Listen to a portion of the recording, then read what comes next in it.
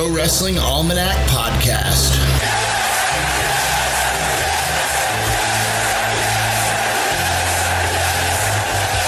Celebrating professional wrestling from yesterday, today, and tomorrow.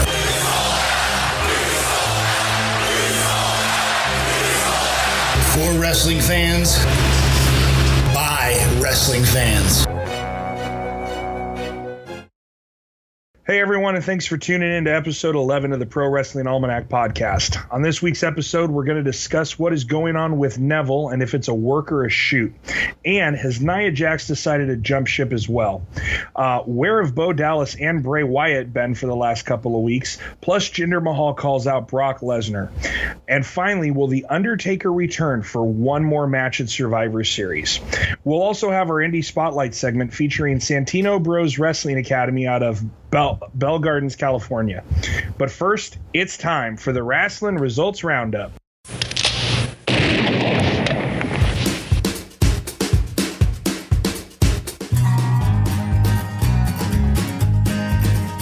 The Wrestling Results Roundup.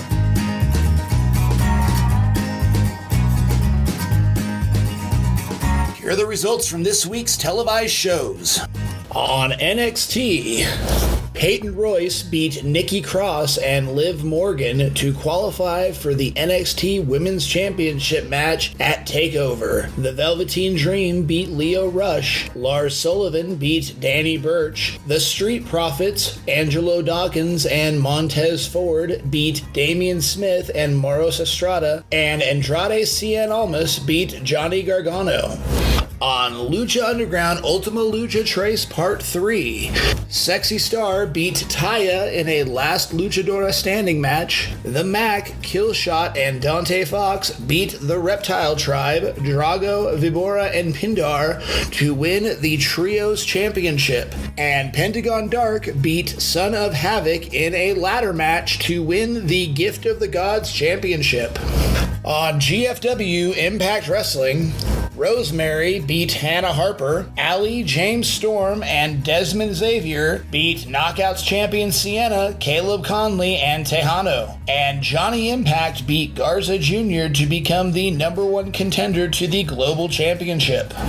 On WWE Main Event, Rhino and Heath Slater beat Dash Wilder and Kurt Hawkins, and Akira Tozawa beat Tony Nese. On GFW Explosion, X Division champion Trevor Lee beat Suicide. On Ring of Honor Global Wars Chicago, Silas Young and the Beer City Bruiser beat Best Friends Chuck Taylor and Trent Beretta. Marty Scurll beat Hiromu Takahashi. The Addiction, Christopher Daniels and Frankie Kazarian beat Kushida and Cheeseburger. The Bullet Club, World Champion Cody and World Six-Man Tag Team Champions Matt Jackson, Nick Jackson, and Hangman Page beat Search and Destroy. World Tag Team Champions Alex Shelley and Chris Sabin, Jay White and Jonathan Gresham. The Dogs, Rhett Titus and Will Ferrara beat One Mean Team, Brian Johnson and Justin Pusser. Suzuki-gun, Never Openweight Champion Minoru Suzuki and IWGP Heavyweight Tag Team Champions Davey Boy Smith Jr. and Lance Archer beat Shane Taylor, Jay Lethal, and World Television Champion Kenny King. Colt Cabana beat Toru Yano. IWGP Junior Heavyweight Champion Will Ospreay beat Flip Gordon in a non-title match, and IWGP United States Champion Kenny Omega beat Yoshihashi. On Ring of Honor TV, Kushida fought Scorpio Sky to a no contest. World Champion Cody pinned Cheeseburger, and the Kingdom, Matt Taven, Vinny Marseglia, and TK O'Ryan beat World Tag Team Champions, the Motor City Machine Guns, Alex Shelley and Chris Sabin, and Jonathan Gresham. On WWE Raw, Jason Jordan, Titus O'Neil, and Apollo Crews beat Elias, Carl Anderson, and Luke Gallows. Cedric Alexander beat Jack Gallagher. Sasha Banks beat Alicia Fox. Raw Tag Team Champions Seth Rollins and Dean Ambrose beat Sheamus and Cesaro. Mickie James and Bayley beat Raw Women's Champion Alexa Bliss and Emma. And Braun Strowman beat Roman Reigns in a steel cage match. On WWE SmackDown Live, Naomi, Charlotte, and Becky Lynch beat SmackDown Women's Champion Natalya, Lana, and Tamina. Sin Cara beat United States Champion Baron Corbin in a non-title match. Dolph Ziggler beat Bobby Roode, and Kevin Owens and Sami Zayn beat Randy Orton and Shinsuke Nakamura. On WWE 205 Live, Rich Swann beat Jack Gallagher, and Cruiserweight Champion Kalisto and Mustafa Ali beat Enzo Amore and Arya Daivari. And that's all for this week's Wrestling Results Roundup. Yeehaw! All right, folks, I'm Mike alongside with the founder of ProWrestlingAlmanac.com, Tristan. Chad's not able to make it with us this week, so what's going on, buddy? Not a whole lot, just tired. I started working this week, and I'm actually in a hotel room doing this tonight instead of my my basement because, I'm relocating up to Salt Lake City. And so I'm sans family for probably a few months, actually, just going home on the weekends. Well, at least you can go home on the weekends compared to the last time you had a job. Well, I had the job in Vegas, and I was doing that then too, but you mean, when I was in Afghanistan. When you were in Afghanistan. That was a little bit of not one of those where I could just hop on a plane. Yeah, the commute would have been a little rough. So, trust me, I know it's been a crazy week. I mean, this week for me, Taylor started playing hockey. Yeah. I got my first AHL game on Friday. Oh, cool. There's a lot of stuff going on. You're off ice for those, right? Yeah, I'm off ice for those. Thank God. Yeah. Because skates could not support your body weight. Yes, I'm amazed, like streets do. But oh, come on! I got a set of skates. I go skating with Taylor. Yeah. We're good. Mm-hmm. Three blades on those, right? No, one good blade, man. We're solid. Bauer makes a great skate. Cheap plug. Maybe we can get them to sponsor us. Oh God, that would be interesting. Yeah. Hi, we run a wrestling podcast. Would you like to sponsor us with hockey equipment? I could appreciate it. So let's get in. Since we don't have Chad this week, we're going to change things up a little bit. But let's get into the wrestling news first. Yeah. What the hell is going on with Neville? I mean, legitimately, is this because no one has come out yet and said he's done? I mean, people think he's done. People think he's done. And apparently, he's been really unhappy since January. Now, if you remember, January is about the time when he joined the Cruiserweight division and became the champion. And apparently the clincher for him was the same thing for Austin Aries, being taken off the WrestleMania main card, the match not being on the Blu-ray, and not getting a payout for WrestleMania. Yeah. And so, or the royalties from the video sales. Mm-hmm. So, rightful gripe. He's handling it very poorly, in my opinion. But, it looks like he's done, and he'll probably be going to Ring of Honor. From where I'm sitting, it looks like WWE's holding him on his contract, and he's just sitting at the house. Yeah, I mean, the question is, and none of us know it, because literally no one has released anything. I mean, Meltzer has come in with a couple of things that he said, but the WWE hasn't made a statement. No. He hasn't made a statement. The WWE has made a statement. They have did they? They have said that he is still employed. Okay. I mean, a lot of people are also thinking, because he has literally gone on social media just blackout. He has not said a single thing. He hasn't hinted at anything, hasn't done any interviews. A lot of people are thinking that this could be a work for TLC. I doubt it. So, so let's say it's a work for TLC. What's the payoff? I don't see one. I mean, that, like I said, I mean, I'm just going off of what some people have been saying throughout social media, there is no payout. I mean, he doesn't have a shot at the championship right now because that match is Kalisto and Enzo. Right. So does he cost Enzo the title? Well, that would work if Enzo was the champion. Costing him a shot at the title, costing him winning the championship, doesn't really work in that sense because it just doesn't. At least not for me. And then the only thing I could see is him costing Kalisto the championship so he could beat Neville, or so he could beat Enzo. But again, that's just, it's silly. No, it is. It just doesn't make any sense. The interesting thing is, and we'll move on to our next topic, but, I mentioned it last week, and it's really starting to look like this is starting to go on. Remember, last week I said that Meltzer had reported that there were a lot of wrestlers who are not happy right now with what is going on, and they're looking to get out of their contracts, and they've contacted Cody about, how can they get out of it. And another one that people are starting to talk about is Nia Jaxx. Now, she's been granted a leave of absence from what I've been reading, but a lot of people are talking about the fact that she's been taken off of future filming for Total Divas. She's going to finish out filming for whatever they're filming for this week. But she's going to be taken off of future filming for the remainder of the episodes for the rest of the season. She's been taken off of all of the house shows. Right. All of the cards. I mean, she hasn't even been seen on Raw as the big bestest buddy of Alexa Bliss. So she wasn't on Raw last week or this week. The week before she was part of the Susan G. Komen thing. But I don't know. I mean, there could be any number of reasons why she requested a leave of absence. No, definitely. So, now, some people are saying that she's not happy with where her storyline is going right now, but she's also not happy with the pay that she's getting.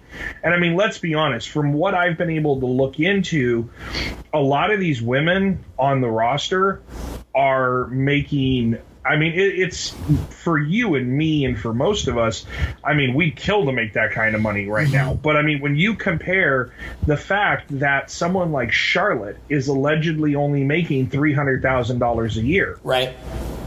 Compared to some of the other male wrestlers who are not in that high profile position as her, who are bringing in $650,000, $700,000 plus bonuses from apparel and all of that stuff. Well, yeah, I mean, but you got to consider she does get the bonuses from apparel as well. She does, and but I'm just saying. She sells gear, dude.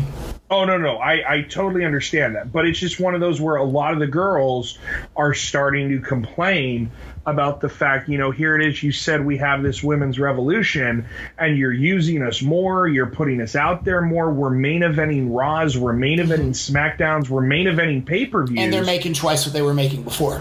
They were, but it's still, they're saying, a lot of them are saying it's still not enough. When you think about, and whether it is or it isn't, it's just something that they're talking about. So those are some of the rumors. I mean, the one thing that Nia has going for her, though, is that she has a card that she can play that not a lot of people in the WWE, other than a small group, can.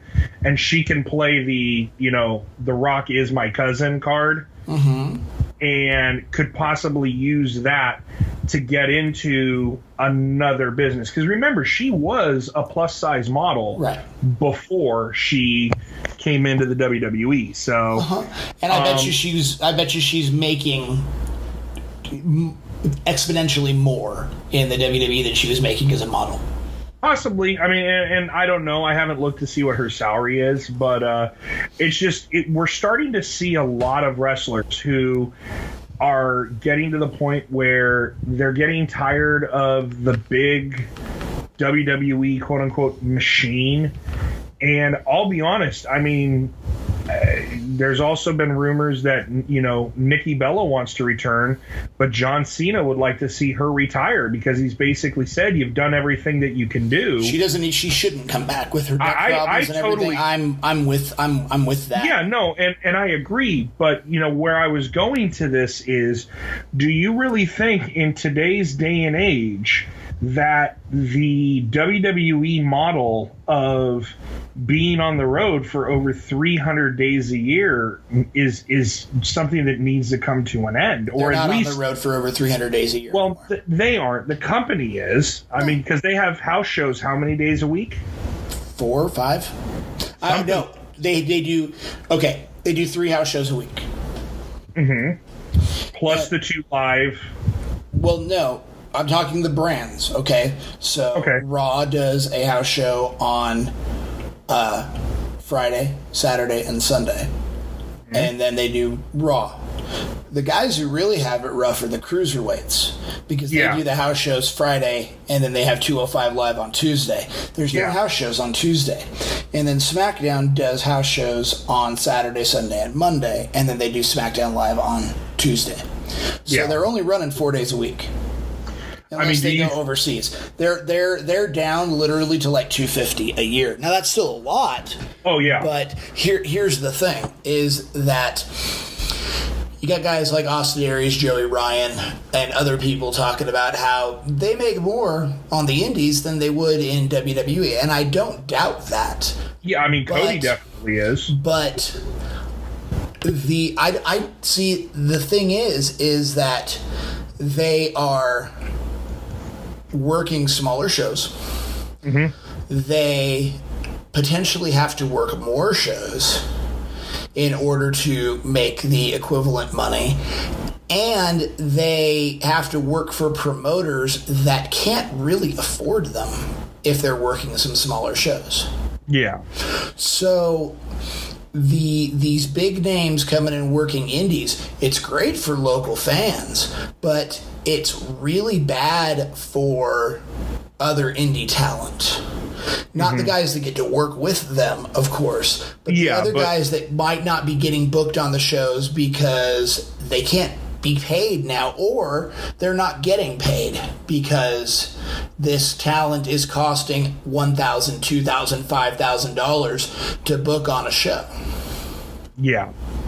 Well, it'll be interesting to see, what's going on. I mean, we've already had, Austin Aries leave. Mm-hmm. Looks like Neville's done. Yeah. She could be next. And who knows who the other people are. I mean, I'm probably leaning towards the fact there are probably some mid-carders who aren't getting the storylines. They're not getting pushed, which, I find funny because if there ever was a time where you should be happy, it would be now, because think about it. Back in the day, there were a lot of storylines that would carry over from Raw to SmackDown, and you had less of an opportunity of being seen on TV. Yes. So now let me ask you a question here. Yeah, go ahead.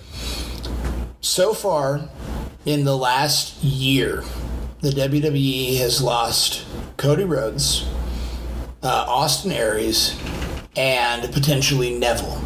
Mm-hmm. Okay. Do you think the WWE has honestly lost $1 because those guys are not a part of the company? No. Not even Cody, because of the way they were using him. Well, exactly. Neville, he's an amazing talent. He really is. The WWE is not going to miss him if he leaves. And the ironic thing about the whole situation is that I'm trying to figure out how I should say this. When he was on the main roster and he was the man that gravity forgot, he was kind of just, he was just there. Yeah. He was there. I mean, him getting injured and coming back and becoming the king of the cruiserweights has what's put exactly. I mean, it's what made him more memorable to the fans.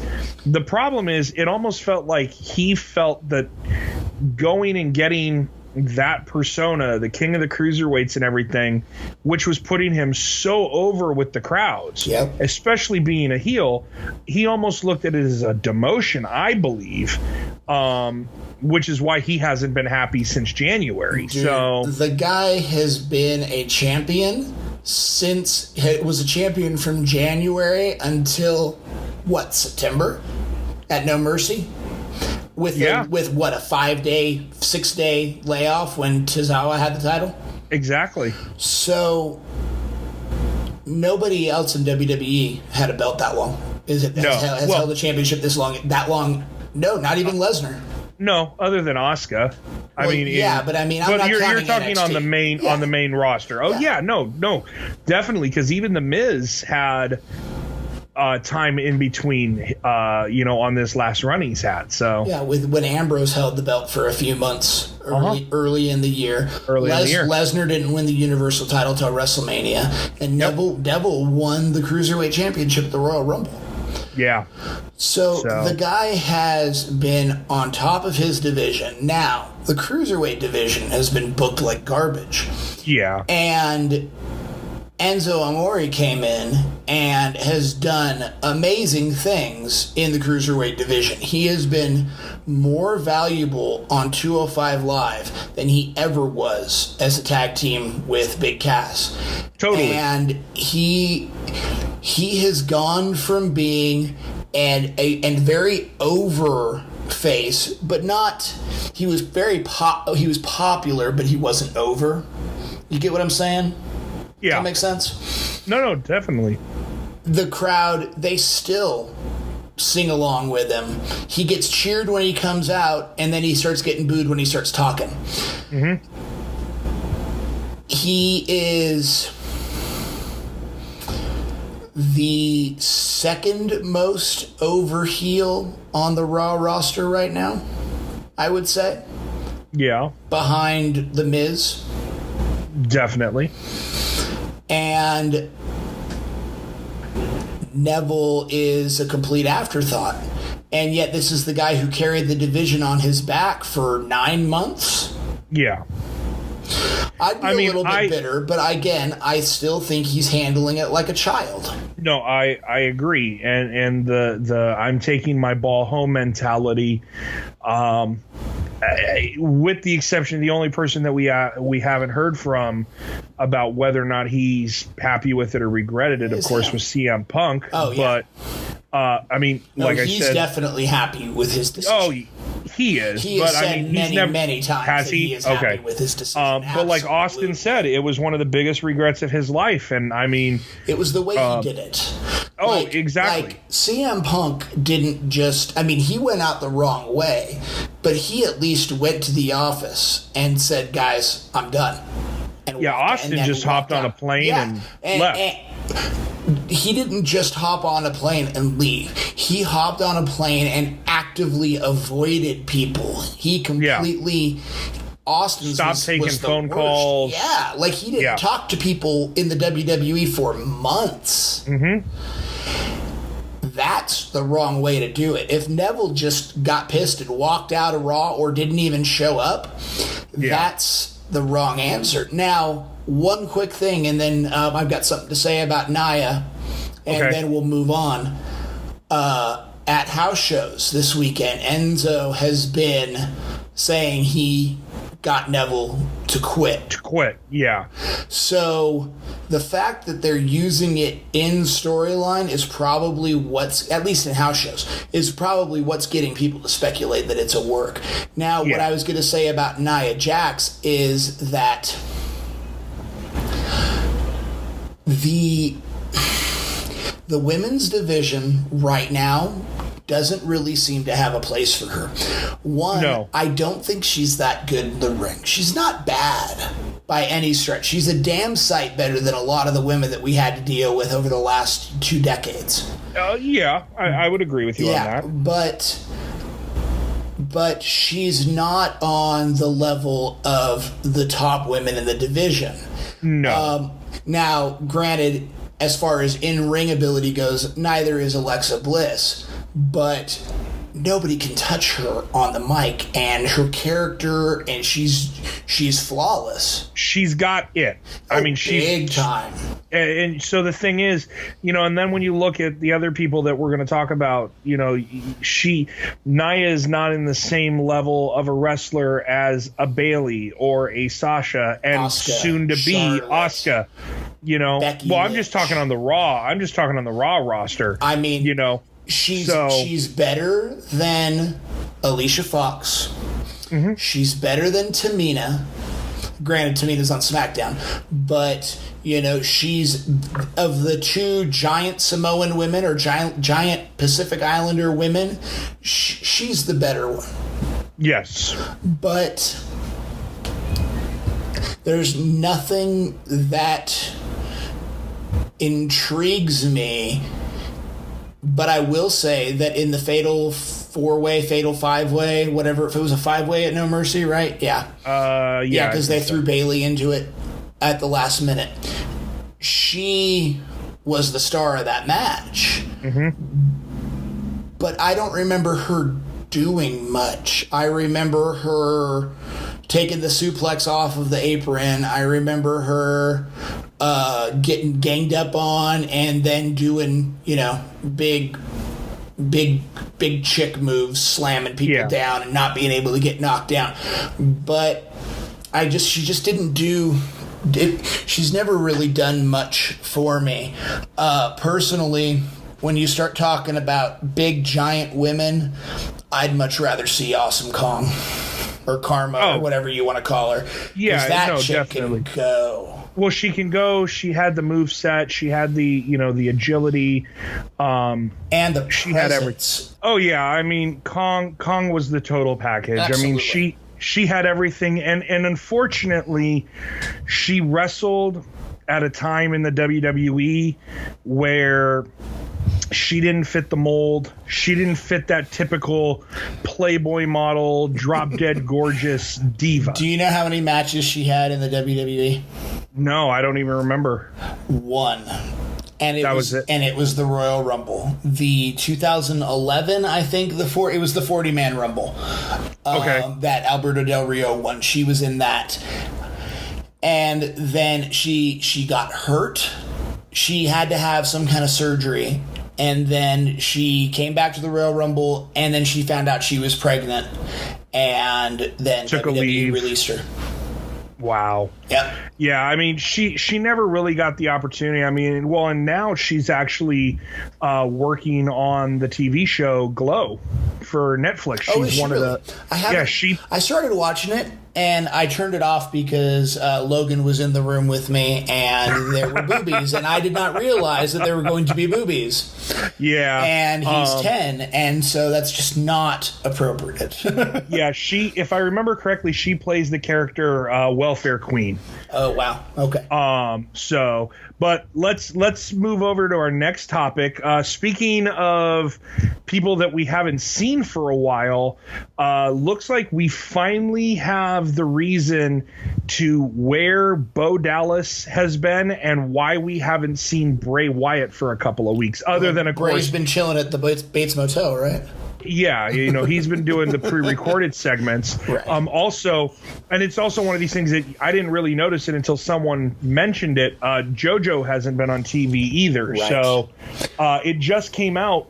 It was either yesterday or today that Bo Dallas has been out with meningitis. Yes, thankfully viral meningitis.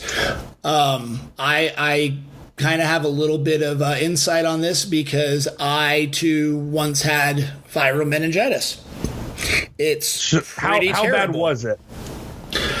Okay, so the day that I had meningitis, I was DJing at the time, and it was like a superhero night, and I dressed up as Quail Man. Okay. So I had like a belt on my head, and I started getting a headache at the end of the night, and I thought it was because I'd had this belt cinched around my head the entire night. And then the next day, I was just miserable. I had the worst headache I have ever had in my life, and nothing could get rid of it. And I was just nauseated and tired. I slept all day. I didn't eat. Finally, the wife convinced me to eat something, so I had her make me some plain white rice. It's like 9 o'clock at night at this point. I had her make me some plain white rice. No salt, no butter. I took a bite, swallowed it, and threw it up. I mean, wow. Yeah, in the time that it took me to tell you that, it was about the same amount of time. Wow, that's crazy. Yeah, and so I finally decided to go to the hospital. And based off of the fact that I had severe neck pain and a fever and had a headache and was nauseated, they determined that I most likely had meningitis. So they put me in quarantine, essentially. Mm-hmm. And when I was in the waiting room, I was laying with like a blanket over my head and sunglasses on because I couldn't handle the light. So now that's the meningitis. Now let me tell you, the only way that they can determine that you have meningitis is by giving you a spinal tap. Yeah. When you have a spinal tap, you run the risk of getting your spinal cord nicked. And with that comes migraines. I, to this day, get debilitating migraines.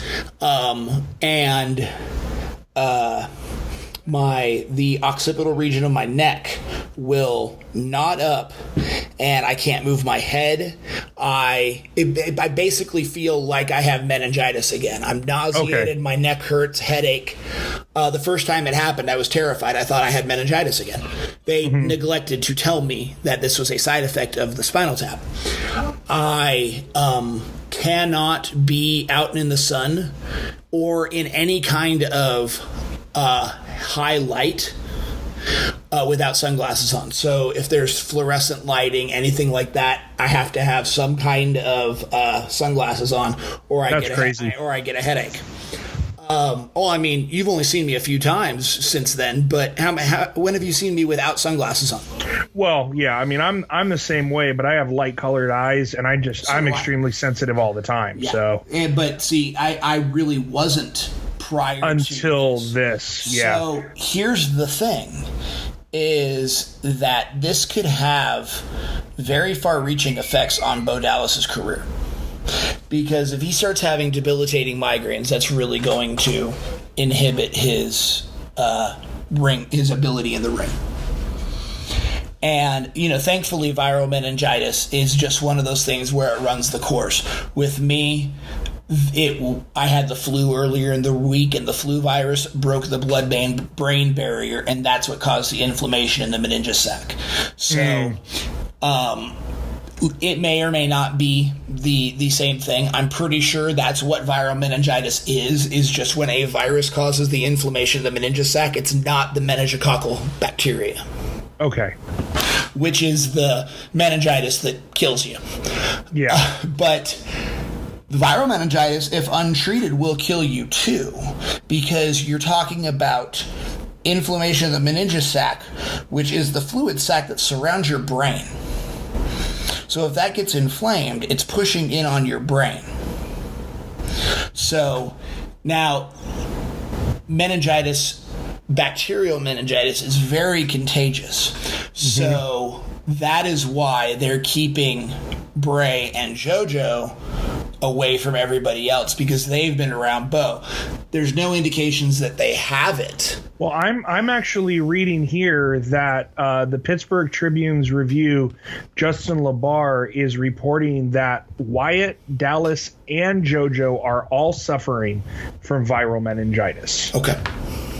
Then it's likely that it's the actual meningitis. There's a virus of meningitis. I don't know what it's called, but the interesting thing is that we're only 3-4 days away from TLC. Right. So with that being said, it almost seems like the reason they brought in Sheamus and Cesaro into the Miz's feud with the Shield is because he wasn't going to have both of the Miz to rush. That's possible. And it's a possibility. I'm waiting for somewhere in the next couple of days, by the way, to find out that he's also recruited like Sid Vicious and a few other people to take on the Shield. I mean, it's getting ridiculous with how many people he keeps adding. Well, I said this last week when they just had Braun Strowman as part of the team. And I'm going to double down. There is no outcome of this match that is good at this point, unless it's a complete schmoz. Yeah. And so either you have the Shield beat 5 guys, 2 of which are Kane and Braun Strowman, or you have the Shield completely get squashed upon their return and lose. So, well, and there's already been talk, throughout the wrestling world that the Shield is going to break up pretty soon already, and it looks like Dean Ambrose is on the verge of becoming a heel. I don't see that happening. I don't either. Before the Royal Rumble, anyway. Yeah, no.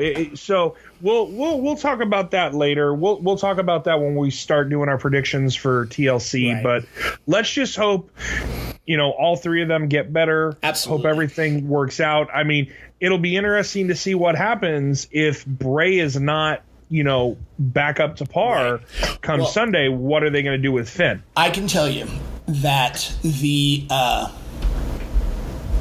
back to the meningitis thing. Yeah. There's been 3 incidents in my life that I can qualify as being a 10 out of 10 on the pain scale. And that was one of them. One of them was when I hurt my back on the jump. Mm-hmm. For those who obviously don't know what I'm talking about, when I was in the Army, I had a parachuting accident. Parachute collapsed on me when I was 50 feet above the ground, and I just kind of crashed in, hit my heels on the ground, and then went onto my back. Right when I was working at Wendy's in 2004, I had 450-degree fryer grease go into my eyeball. Oh. And then and meningitis. And those are the 3 times where I can literally say that if they asked me what level of pain I was at, I would say a 10. Wow. So, and to top it all off, I got meningitis 2 months after I hurt my back.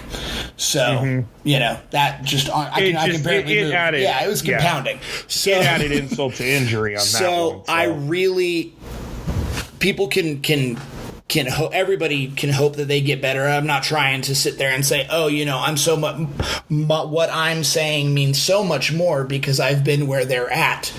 But I can tell you that they need to get better because there is nothing. I couldn't go out in the sun for 2 months. Yeah. Without getting sick after this. So this isn't something that he's going to recover from and be good to go. Bo Dallas, if all 3 of them are sick, they're all going to be down for a while. If it's just Bo, he's going to be down for a while. He's not going to be back in the ring in a couple of weeks here. No. Definitely so. All right. Well, let's get on to the next topic. I don't know how I feel about this one, but Jinder Mahal issues a challenge to Brock Lesnar for WWE Survivor Series. Well, let's just hope that Jinder Mahal channels his inner Bob Holly and decides to take some liberties with Brock Lesnar, and Brock Lesnar powerbombs him on his head, and Jinder Mahal won't be WWE champion anymore. Don't hold back. Tell me how you really feel about this, buddy. I have been a champion for Jinder Mahal from the moment he won the title, and I hit. You can only get burned so many times. Well, it feels like he's doing it on purpose. Well, here, it wouldn't surprise me, but here's the funny thing, and I think this is what's driving me nuts, is that I don't have a problem with India, just like I don't have a problem with Bulgaria. I mean, why the hell am I supposed to hate Rusev because he's from Bulgaria. You're not supposed to hate Rusev because he's from Bulgaria.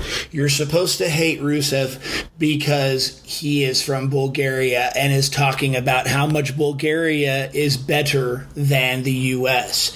and how much a better athlete he is because he's from Bulgaria and not the U.S. Yeah, it has absolutely nothing to do with him being from Bulgaria and everything to do with him feeling he is superior because he is from Bulgaria. Which I would understand if it was another like major. I mean, back in the day, it was always the Russians, you know, and I'm still trying to figure out why they decided to change. Because correct me if I'm wrong, but when Rusev came in, it was the Russian flag, it was Vladimir Putin, and when he first came in, he was from Bulgaria. He was the Bulgarian Bruiser. Brute, yeah. Bulgarian Brute, thank you. And but he was managed by Lana, who was the Ravishing Russian. And because of that, he adopted Russia as his country, and he was representing Russia. And that's why they didn't ever say from Russia. They say representing the Russian Federation. Yeah. Which, okay, so that makes sense. But, I mean, the whole thing with Jinder, it just... I don't hate him because he's from India. I hate him because I think he's a crappy wrestler. You're not supposed to hate him because he's from India. You're supposed to hate him because he feels he is superior to you because he is from India and you're not. So it still doesn't work. It's not supposed to be racism. It's not supposed to be even nationalism. It's just jingoism. Well, all I know is this experiment I feel with Jinder has failed. It's run its course. It needs to end. It hasn't run its course yet because he's still champion. I get it. And they haven't toured India yet. The whole reason... No, they just did. He just got back. He went to India to promote the tour in December. Okay, so the tour's coming up. In December. Yes. So we're going to have to see this guy as champion basically until Royal Rumble time. Until the Royal Rumble. And then it looks like he might drop it to AJ Styles. Which I would be very, very, very happy if that happens. Especially if they have like Nakamura win the Royal Rumble instead of Roman Reigns. But I'd be good with that. Odds are Reigns will win the Royal Rumble and Nakamura will become the number one contender by some other means, or whomever they determine to have challenge for the championship on SmackDown. Because I'll be honest, I still want to see Braun Strowman just eliminate 29 other wrestlers and set the all-time streak. It would just be wonderful. It come in at number one and eliminate everyone. Yeah, that'd be amazing. I mean, part of me would love to see a Royal Rumble end with 10 people in the ring and him just flip the ring over and knock everybody out. I mean, it just how much, you know? I mean, how much crazier can we go with this guy? But yeah. So I mean, there's a part of me that wants to see the Shield co-win the Royal Rumble and have a fatal four-way at WrestleMania. That would be interesting. It would be interesting, especially if they did it elimination style and Brock was taken out first, and then you get the Shield through triple threat, and you don't have to break them up to do it. Well, speaking of the Shield, we're going to go to the biggest rumor that is going on, and the rumor that makes me a little happy but also makes me a little, why? And that rumor is allegedly the WWE is working for Undertaker to have one more match at Survivor Series. So, on a rare occasion, this week I actually watched Raw live. And going into Raw, the rumor was that there was, in fact, going to be a fifth man added to the team, and that it was going to be Samoa Joe. And so Obviously, it wasn't. It was Kane. It was Kane. And that makes sense when you think about the fact that he's last avenging. 6 months of Roman Reigns' career have been, I retired The Undertaker. I retired The Undertaker. So, what I would like to see, and this kind of ties in to the Hell in a Cell or the TLC predictions. Okay. Is that I would kind of like to see a situation where two guys come out to save the Shield. And it's done in such a way that they just can't overcome the odds, what have you. The two guys that I would like to see come out and save the Shield would be John Cena and The Undertaker. Now, I think it would be interesting if they did that. That John Cena was going to be brought back for the Survivor Series. And then, it all depends on if he's done with filming and can get freed up, though. Right. And so I don't know how they would do the match to make it feel organic. Like Kane coming out through the cage or through the ring, it just didn't make any sense because there hasn't been any kind of association between Kane and three of the four guys on the Miz Taraj, the Miz's team. And the only interaction between Kane and Braun Strowman has been Kane and them fighting. But the first pay-per-view that TLC that the Shield wrestled at was TLC in 2012, and they went up against Sheamus and Daniel Bryan. No, maybe it wasn't Sheamus. Maybe it was Ryback. But two of the guys were Daniel Bryan and Kane. And so there is a history between the Shield and Kane, but it didn't feel organic, and there's not enough time for him to explain why he's there. If they had one more week, I'd be okay with it because they could justify Kane's appearance. I agree. I don't know. Undertaker is in my top 5, if not my number 1. Yeah. And I really... Taker, Flair, and Perfect. Trade that spot depending on what mood you're in each day. Yeah, pretty much. And we know that Chad would fillet the Undertaker if he was asked to. Good old Chad. But my thing is that I didn't like the idea of Roman winning, over Taker, just because I didn't like Roman. I mean, it made sense. I got it. I didn't think he was the guy. It would have meant more if WrestleMania 30 never happened, but no, totally. It would have been huge if it would have.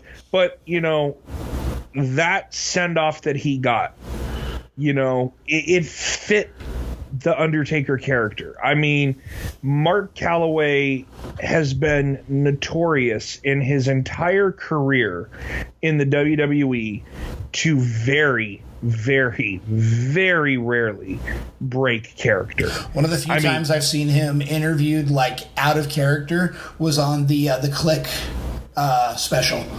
Okay, the only other time that I've remembered was seeing him when he was doing an interview at a UFC event. Yeah. But that was where he called out, Lesnar was walking by and they started talking shit to each other. You want to do this? Yeah. Yeah. But, getting back to that, it always, to me, I thought that send-off he got at WrestleMania was perfect. I mean, the crowd just going crazy, the music, him leaving all of his gear in the ring. Right.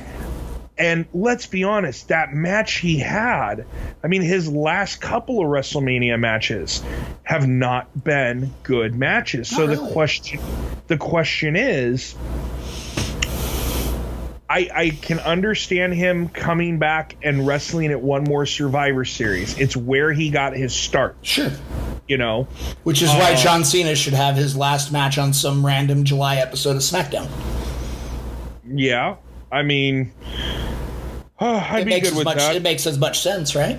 Well, I mean, it's just one of those things. WrestleMania is the Undertaker's event. No, WrestleMania should be where the Undertaker retires. And I agree. I just don't. What good comes out of this if the Undertaker wrestles at Survivor Series? And there's only one reason. What is the positives that come out of this? Well, there is no positive that comes out of it except for one thing and one thing only. Mm-hmm. Kane and The Undertaker will both retire. Yeah, well, Kane's running for mayor of Knox County. Yep. So that's why I said on Yes Wrestling, cheap plug, I was actually had the rare occasion to watch Raw live because, I don't have cable at home, but I'm at a hotel. Yeah. And I commented, by God, that's the future mayor of Knox County. Well, I mean, you and I always said that, going back to, sit on your grandma's wall, that we always thought the very last match should have been Undertaker Kane at WrestleMania. Well, okay. My perfect send-off for The Undertaker was The Undertaker winning the WWE Championship at WrestleMania, kneeling, doing his pose with the belt. The lights go out. The Undertaker's voice comes out, says some little monologue about his career. Now I can finally rest in peace. And when the lights come back on, the belt is sitting there with the urn in the middle of it. That's how I always wanted to see The Undertaker go out. I agree. Leaving the coat and the hat in the ring is a very, very suitable replacement. But yes, his final match should be against Kane. Yeah. So, I mean, I think this is where we're going to see, if this is all true. And like I said, I have a 50-50 mixed feeling about this. But if it is true, this will probably be the last match for both Kane and The Undertaker, and the Brothers of Destruction will retire. So don't discount the fact that this could set up a WrestleMania match between the two, though. It could, and then we could get the match that you and I always wanted. I mean, if that happens, it would be 20 minutes of show and 5 minutes of match, but I'd be okay. No, get it right. It would be 30 minutes of entrances and 5 minutes of matches. That's what I mean, and the show of it, and it'd be worth it. And, and it would be worth it. I would be very happy to see that match be at WrestleMania, and I wouldn't care if it literally was chokeslam, tombstone, over. Yeah. No, I'm with you. I'm with you on it. So, all right. Well, that's I feel like showing off, Mike. Can I show off? Okay. Well. So here we go. That's it for the wrestling news. Before we get into that, just remember, folks, go ahead, check out the site at ProWrestlingAlmanac.com. Follow us on Twitter and Instagram at PW Almanac, and on Facebook, we're Pro Wrestling Almanac. Please subscribe to our YouTube channel and iTunes. We can also be heard on TuneIn Radio and Google Play. And here you go, buddy. Now it's time to play Stump the Almanac. Yay. Okay, let's play. All right. So I have 10 multiple choice questions for you. Okay. And what made me think about this was, with our Ghost of Wrestling Past segment, which we will be doing in just a little bit, Jack Tunney Okay. was speaking before the 1992 Royal Rumble because at that time the belt was vacant. Right. So these are 10 trivia questions about Jack Tunney during his time with the WWE. Okay. Okay, so we can do this one of two ways. I can give you and remember, folks, Tristan has absolutely no clue what I am going to ask. No, he didn't even know that we were going to do 10 questions. Not until I didn't know you were going to do one question until you sent me the format for the show. Yep, and I didn't even tell you what we were going to be doing until you saw that I did have something for you. So, okay, do you want me to do them as the multiple choice, or do you want to do it? If I need the options, okay, I will ask you for them. All right, so let's start off with question number 1. Sure you want to start off with 1 and not like 7? Yeah, yep, we're good. Okay. Back in the mid-'80s, Jack Tunney suspended referee Danny Davis for his crooked officiating ways. How long did he say the suspension was for? Life plus 10 years. Okay, you're right. And what ended up happening? He became a wrestler. He also lifted the ban, though. Well, yeah, he became a referee later on, but he became a wrestler. Yeah. He became a referee back going 92, 93. All right, well, you're 1 for 1. All right, number 2. Why did Jack Tunney suspend Andre the Giant back in 1986?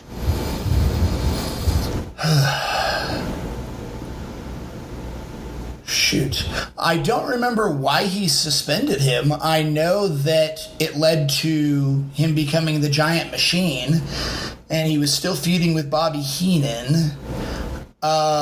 It probably you want the multiple choice? I was to say it probably had something to do with assaulting John Studd and King Kong Bundy, but yeah, give me the multiple choice.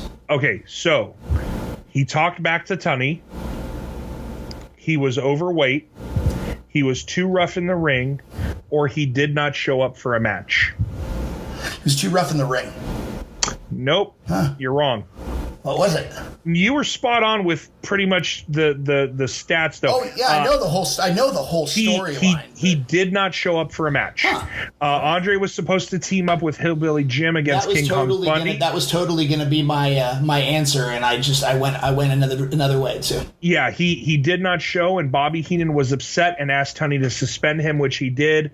And of course, the real reason behind this was just to give Andre some much needed time off. So, yep. Okay, question number 3. In February 1988, Jack Tunney made a very famous ruling. What was it? That champion cannot give away his championship. You need to be a little bit more specific, okay, though. So Andre the Giant at the main event, February 5th, 1988, beat Hulk Hogan for the championship because of a crooked referee. Andre the Giant had agreed. Ted DiBiase... Bonus points if you can tell me who the crooked referee was. Oh, shut up. I'm pretty sure Katie could tell you who the crooked referee was. But actually, probably not. But come on. I'm not even... I'll get there. So, Ted DiBiase tried to buy the championship from Hulk Hogan. Hulk Hogan refused.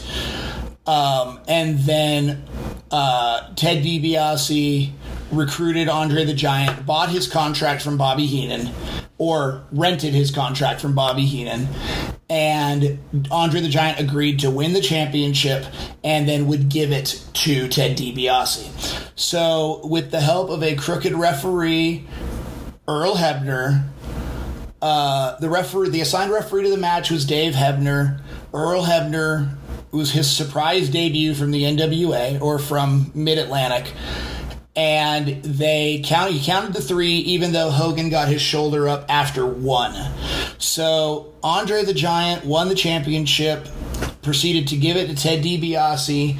Ted DiBiase made a couple of appearances as the champion, and then Jack Tunney made the ruling that a champion could not give away his championship, therefore Ted DiBiase was not the champion, that because Andre the Giant gave his championship away, he effectively surrendered it, so Andre the Giant was not the champion, and because a referee's decision is final and Hulk Hogan did lose the match, that Hulk Hogan was not the champion, and therefore the championship was vacant and would be awarded to the winner of a tournament at WrestleMania 4.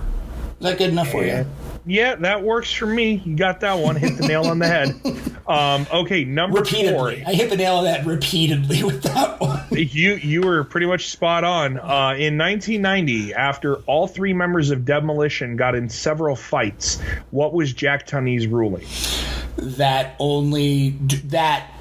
any 2 members of Demolition could defend the championship, but only the 2 members that were officially in the match were allowed at ringside. Correct. Good job. All right. So right now you're 3 for 4. Yep. Number 5. Why did Jack Tunney suspend Rick Rude for life in late 1990? Now I can give you the multiple choice if you want. Well, 1990 was when he feuded with the Ultimate Warrior over the WWF Championship. So it probably has something to do with that, but I'll take the multiple choice. Okay. Number 1, he hit a referee on purpose. Number 2, he hit Vince McMahon. Number 3, he threatened Tunney. And number 4, he made offensive remarks about Big Boss Man's mother.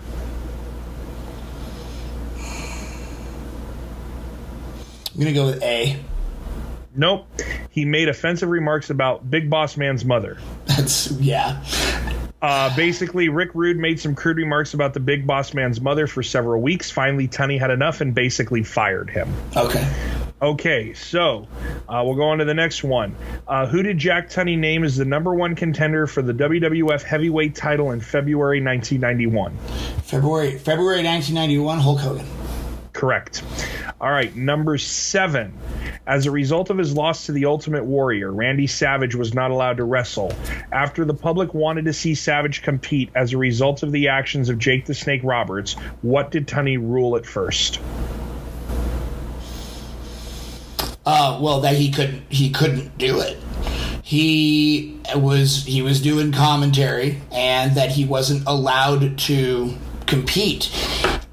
Eventually, after the snake bite incident, that was when Tunney agreed to let them have the match at Survivor Series. But then, because Randy Savage couldn't compete because of the snakebite incident, the match was moved to Tuesday in Texas. Okay, so I am going to give you the multiple choice answers. Okay, because we got it. What was his ruling at first? Okay, not the end ruling. Well, I said that he couldn't compete. Okay. He made no ruling. Savage reinstated himself. That Savage could compete. That Savage could never compete again, or that he was taking the matter under advisement. That he was taking the matter under advisement. Yep. Okay. You really need to change those around, though. That's the 3rd consecutive question that you've given me the choices for. That the answer's been D. Okay, well, I don't think it's going to matter because you pretty much will figure it out. But we'll go with the 8th question. I have missed then. 2. You have missed 2. Okay, so on December 3rd, 1991, Hulk Hogan defeated The Undertaker to win back the WWF Heavyweight title. Yep. What did Tunney rule shortly after the match? That the championship was vacant because of the controversial actions of the previous 2 championship matches. So, you are correct. Yeah. Title was ruled vacant. Yeah. All right, number 9. In a ruling that involved SummerSlam 1993, Tunney ruled that Lex Luger couldn't use his forearm in his match against Yokozuna. True or false? True. Well, he had to wear not true. True with a caveat. And the caveat was? He had to wear an elbow pad.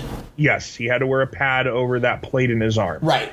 All right. The pad came off. He knocked Yokozuna out. Wasn't disqualified. So. Yes. All right. Last question. Question number 10. All right. In his last major ruling, what did Tunney rule concerning the finish of the 94 Royal Rumble where Lex Luger and Bret Hart eliminated each other at the same time? Oh, I love this. He ruled that that there would be a coin toss between the two men, that each man would be able to challenge Yokozuna at WrestleMania 10, and there would be a coin toss. The winner of the coin toss would face Yokozuna first, and the loser of the coin toss would would wrestle on the first match of the card. If Bret Hart won the coin toss, then Lex Luger would face Crush. And if Lex Luger won the coin toss, then Bret Hart would face Owen Hart. Correct. Yeah, he declared them both co-winners and set up that infamous WrestleMania 10. I don't know how infamous it is. Well, I mean, it was the fact that you had two guys that were going to possibly have to wrestle twice on the same card while going for the championship. Two guys. I mean, two guys did wrestle twice on that card. No matter what, two people. Yeah, no, two guys were going to wrestle. I mean, it set up that great match between Owen and Bret to open WrestleMania. And then, Bret faced Yokozuna that night. Of course, to win the title. So, all right, man. Well, not bad. You got 8 out of 10. Pretty impressive. I think 10 is too many questions, though. I think. Hey, this was a one time since I knew Chad wasn't going to be here and we weren't doing the social media segment. So yeah, I guess that makes sense. I just hope we didn't bore too many people. Hey, we'll work on this a little bit more. But, once again, folks, if you have any questions to try to stump the Almanac, please send them into the email stumpthealmanac@gmail.com. And remember, I do not have any access to this email. I assure you that this whole Stump the Almanac thing is on the up and up. And, maybe as the show grows, if you are able to stump the Almanac, you'll get a prize of some sort. But that's for down the road. But yeah, send your questions in because there's a lot of people out there that know wrestling. And I'm sure there's people that know it better than me. But I just want you to prove it. All right, guys. So, well, that's it for that segment. And now, guys, we're going to take a look back into the wrestling history as we're visited by the ghosts of wrestling past.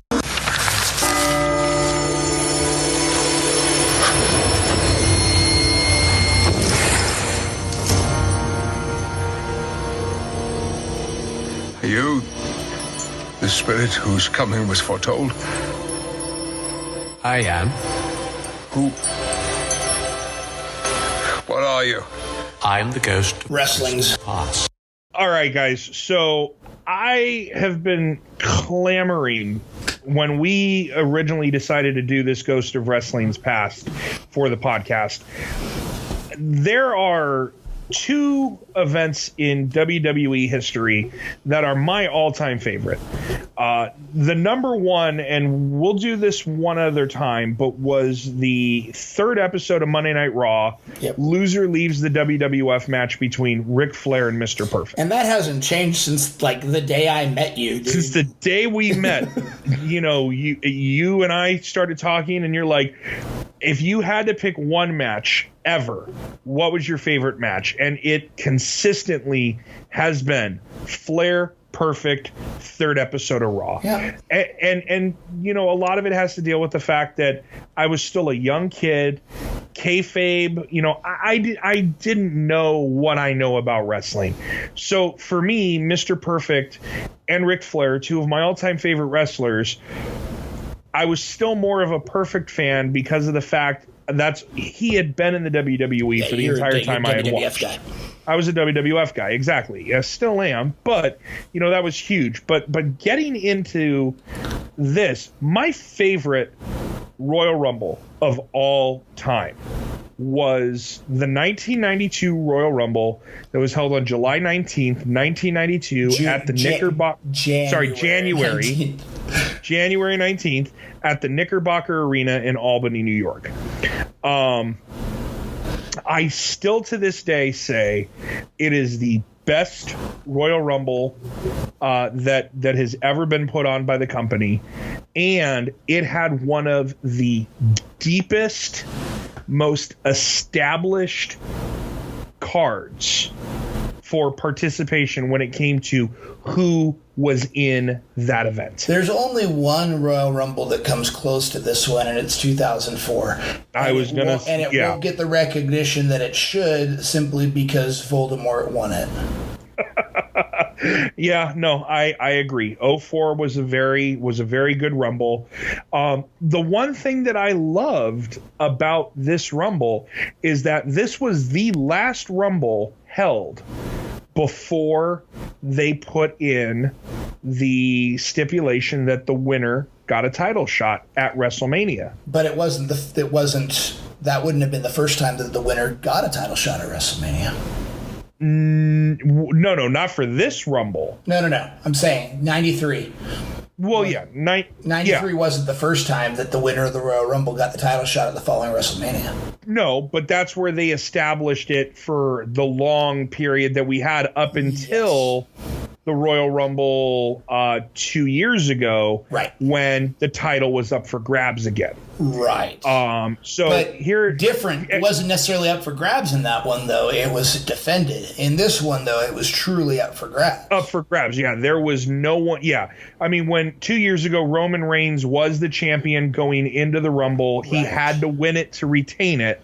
But this one, the title was vacant, and you're a lot better at the history of this, so please go into a little bit of detail as to what led up to this Rumble. Well, we kind of covered it with the trivia portion, but Ric Flair came into the WWF in September of 1991 with the NWA Championship, touting himself as the real world champion. Fun fact with that, after the WCW filed an injunction against the WWF for using the belt, and they had to send the belt back, that's when Jack Tunney ruled that he wasn't going to let Ric Flair show that dubious championship belt on television anymore, and they started fuzzing it out. And then at that point, he started wearing a tag team championship belt.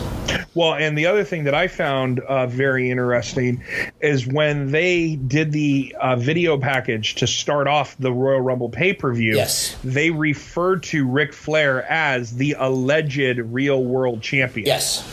And so which, by the way, sorry to interrupt. No, please. I love those early 90s, synthesized music. I mean, it's like watching the video game. Well, we were talking about that with SmackDown a few couple months back when they did the cut-in interviews with Randy Orton or whomever it was. Yeah. And we were talking about how when they brought Saturday Night's Main Event back, they did the old insert interviews and stuff. There's that, the old music. Like, I personally miss hearing the old WrestleMania theme song. Yeah.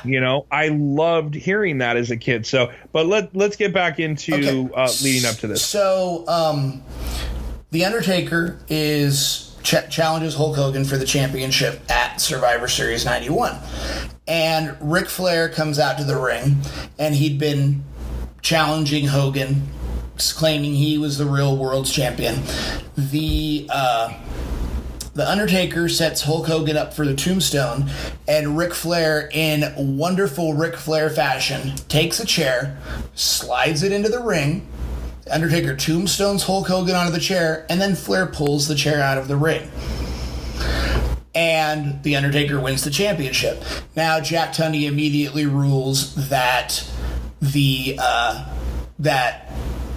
was, screwy, wasn't going to stand, signs an immediate rematch, like right after the match, for Tuesday in Texas, which takes place December 3rd. Yep. And to prevent anything from happening, he is going to be sitting ringside. Well, I don't remember. I've only seen Tuesday in Texas a couple of times, so I don't remember exactly what happens. But I'm pretty sure that Jack Tunney gets knocked down at some point, and I do know that Hulk Hogan opens the urn, pours the ashes out, and throws it into the Undertaker's eyes, and that's how he wins the championship. Another little fun fact. the first two people to hold the WWF Championship 4 times. Do you know who they were? Hulk Hogan and Bret Hart. Yeah, Bret Hart. that was going to be my guess. Both of them, their 4th championship reign only lasted for a day. Because Hogan was stripped, and then Bret lost it to Sid. So, following this championship match at Tuesday in Texas, like I just said, like we said in the trivia section, Jack Tunney stripped Hulk Hogan of the championship based on the fact that the last 2 title changes had been just dripping with controversy, and rules that the winner of the Royal Rumble will be the new champion. Now, Jack Tunney has always been one to be.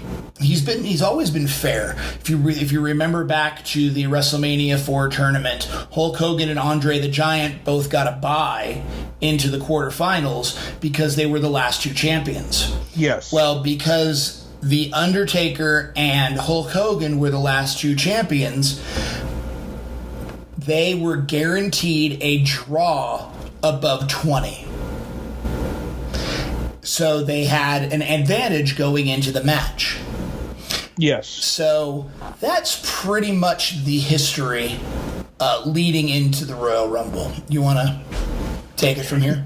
Yeah. So,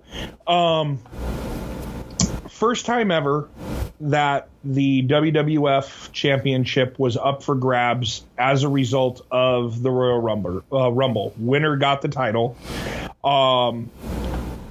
There was, and I still remember all of the buzz that had been going on, all of the promos, the vignettes, the interviews with the wrestlers talking about how they were going to walk out, as the WWF champion. Right.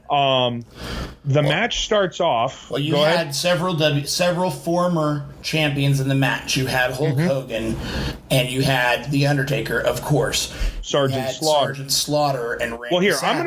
I'm gonna run through the list really quick. Okay. You're on the website, right? Because it's definitely there. I am on the website. So we're going to start off, which also one thing that I did find interesting, and it had been a while since I'd watched this match, but the only time that entrance music was played for the Rumble was for the first 2 entrants. Yeah, and like we said earlier, that was pretty much par for the course until I think like 95, 96, maybe even like 97, 98. And that's when they really started making a big deal about the countdown, where they were putting the clock up. Well, I mean, they did that before. They've done that with every Rumble. But I mean, they really focused on it more, later on. It was the necessity for entrance music really came with the rise of Steve Austin. And yes. So, because Austin's music would hit before he'd do run-ins, and they really wanted that crowd pop, so they played his music. And so that's really when the music during the Royal Rumble became a big thing. Yeah, no, definitely. So, all right, so we are going to go down the list of entrants. Number 1 was the British Bulldog, Davey Boy Smith, and number 2 was Ted DiBiase. Right. Both Ted started the DiBiase match did not last very long. Minute and 18 seconds. Yep, he was out before entrant number 3 came in. And it was the first time I had ever heard anybody cuss ever on WWF television. And now people wouldn't even consider that a swear word. Nope. But literally, you see the curtain open, and that black and silver and white robe of Ric Flair's. And Gorilla Monsoon laughs. And you hear Bobby the Brain Heenan go, Damn it! Yep. And Gorilla proceeds to spend the majority of the Royal Rumble taunting Heenan. Just taunting, goading, ribbing, poking Heenan the entire. Weren't you listening? No one who has drawn 1 through 5 has ever been there at the end. Yep. And what he means by this is that no one who had ever drawn numbers 1 through 5 were still in the match once number 30 entered. So the fourth entrant into the Rumble was Jerry Saggs. Yep. Followed by Haku, and then Shawn Michaels, who was just freshly turned heel. Yep. Tito Santana. Yep.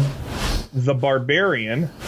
The Texas Tornado. What did he say? He said something about him not being a hairdresser. Bobby Heenan. Bobby Heenan was wonderful in this match. Heenan was wonderful, and I'll be honest. I think one of the biggest reasons why the '92 Rumble is my favorite is probably the best that Gorilla and Heenan were at their peak because of everything that was going on with this match. Well, I would say that anytime that Flair was in action when Heenan was on commentary, whomever Heenan's partner was really in rare form. Because I remember Vince McMahon even. Yep. Goading Heenan during the Loser Leaves Town match. And yes, Heenan and Monsoon were at their best, for sure. Okay, so after the Texas Tornado, we had the Repo Man, Greg Valentine, Nikolai Volkov. Greg Valentine, who at one point was the Iron Man in a Royal Rumble, had lasted the longest. Didn't even last more than 10 minutes in this one. He lasted 4 minutes and 12 seconds. Yep. Wow, didn't even last 5 minutes. Holy cow. You had the Big Boss Man. Yep. You had Hercules. You had Roddy Piper, Jake the Snake Roberts. Remember, Roddy Piper had a chance to make history here because Roddy Piper had earlier just beaten won the the Mountie IC for the title. Intercontinental Championship. Yep. Yes. He won the IC title, and so he could have won both titles in the same evening. Right. After Piper, you had Roberts, followed by the winner of the very first Royal Rumble, Jim Duggan. Yep. IRS, Jimmy Snuka, and then we hit the 20 mark. Right. Which is where The Undertaker came in. Right. The lowest number he could possibly come in at was at 20. Right.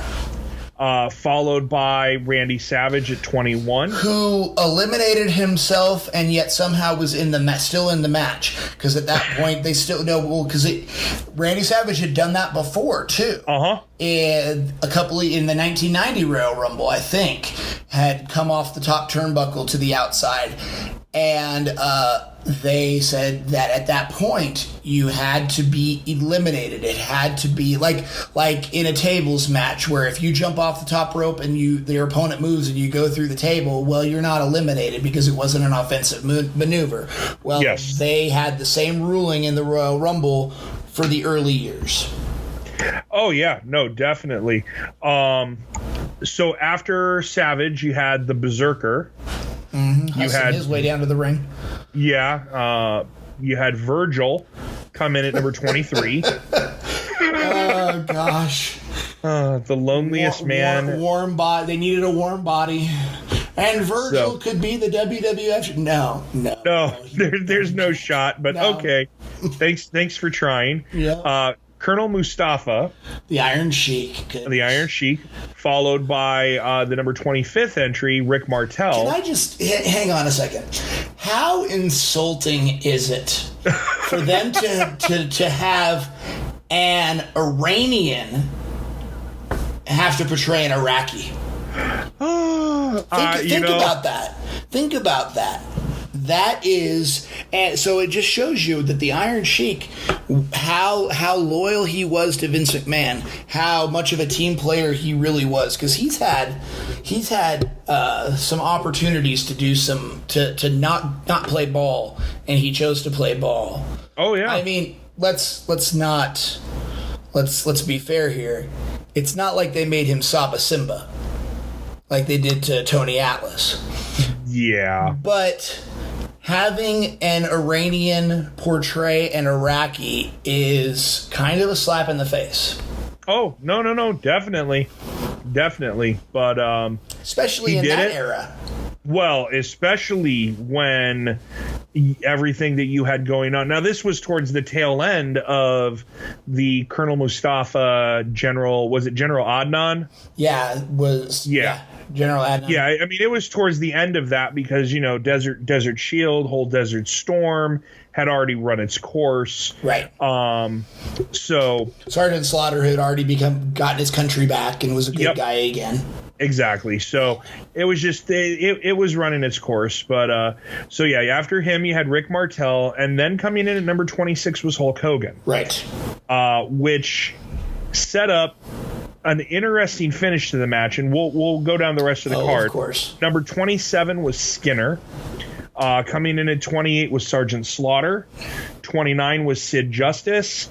And number 30 was the Warlord. Now, correct me if I'm wrong. It wasn't this Rumble, but didn't the Warlord have the record for the shortest?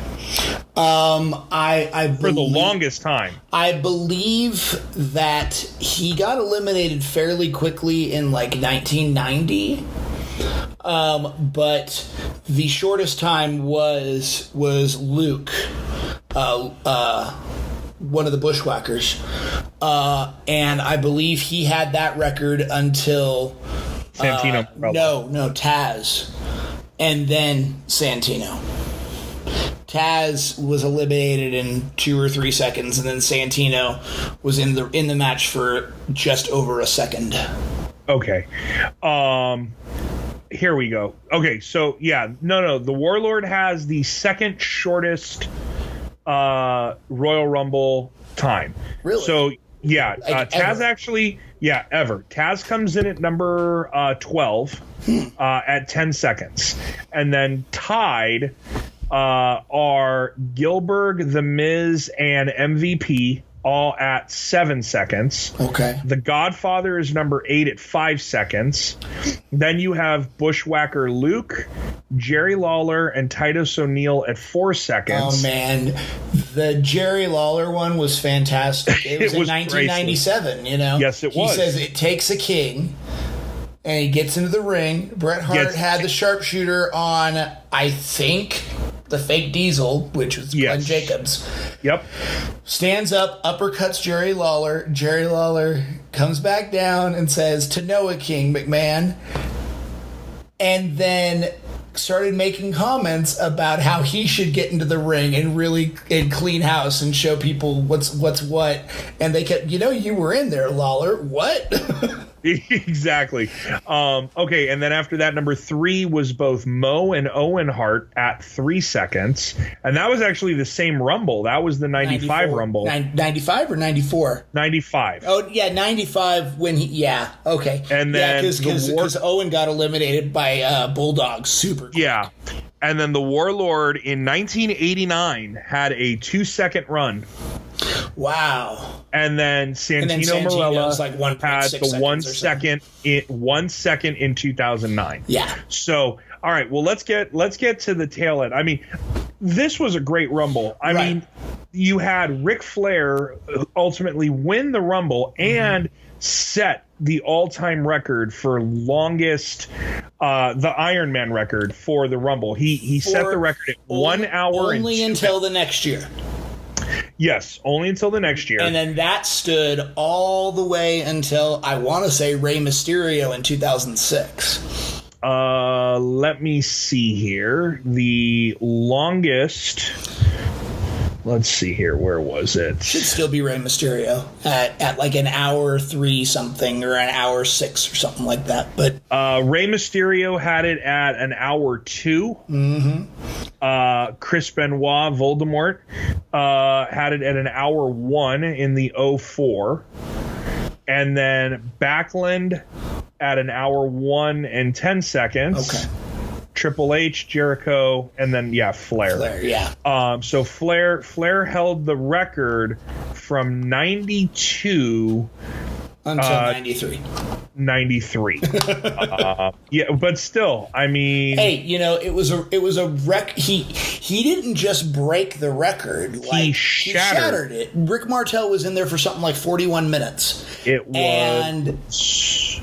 And he 52 minutes, 17 seconds. Okay, so he broke it by almost a full 10 minutes. Yes. But he was also in essentially the entire match. He missed 2 minutes of the match. Well, exactly. I mean, you had the Bulldog started with DiBiase, and like I said, DiBiase didn't even last a minute 18. I mean, we literally spent more time watching Davey Boy standing in the ring by himself than Ted was in the match. So, but we get down to the final three, and the final three in the match were Sid Justice, Hogan, and Flair. So it's funny because a lot of people would argue that at this point in time, the plan was still Flair Hogan at WrestleMania. Mm-hmm. And that match was actually announced after the Royal Rumble in the build-up to WrestleMania 8. But if you look at the finish for the Royal Rumble, I really don't think that actually was the plan at this point. I think they just wanted people to think it was. Well, I mean, there'd always been the talk that, they had the house shows where they had Hogan and Flair going up against each other, and the crowds weren't into it for some reason. Right. Well, okay, so the Ric Flair wasn't known to the WWF fans. And so, they're seeing him on TV and things like that, but they still didn't really know who he was. So, that's not to say that they still shouldn't have done the match. I think they should have. But the fact of the matter is that they gave Flair the belt in the absolute best way possible. Oh, definitely. Because you've got a guy. What is worse than a heel that comes in and says he's the best and then proves it? Because it would have been one thing if Flair came out at number 30 and won the match when Sid got pulled out of the ring by Hogan after Hogan had been eliminated. Mm-hmm. That's a bad guy. That's a sleazy way for a guy to win. But Flair came in at number 3, was active the entire match. Oh, yeah. Like, Gorilla Monsoon kept commenting, I can't believe Flair is still having offense in this match. Yep. I can't believe he's still standing. Yes. Little side note, Gorilla Monsoon really had a way of making it feel like a legitimate contest. He would do things like he would talk about the winner's purse and things like that. He made it feel like a sporting event. Right. When he was talking about, he said, he commented that lactic acid has to be building up in Flair's body, and if it pretty soon he won't even be able to move. Yep. And he did that by referring to the external occipital protuberance and things of that nature. He would constantly talk about he was a play-by-play guy and he was a play-by-play analyst. Because he had been the wrestler, Gorilla Monsoon had a way of making what you were watching feel like a legitimate sporting contest. And I think that he was complimented more by Jesse Ventura than by Bobby Heenan in that regard. No, definitely. Because Jesse Ventura kind of did the same thing.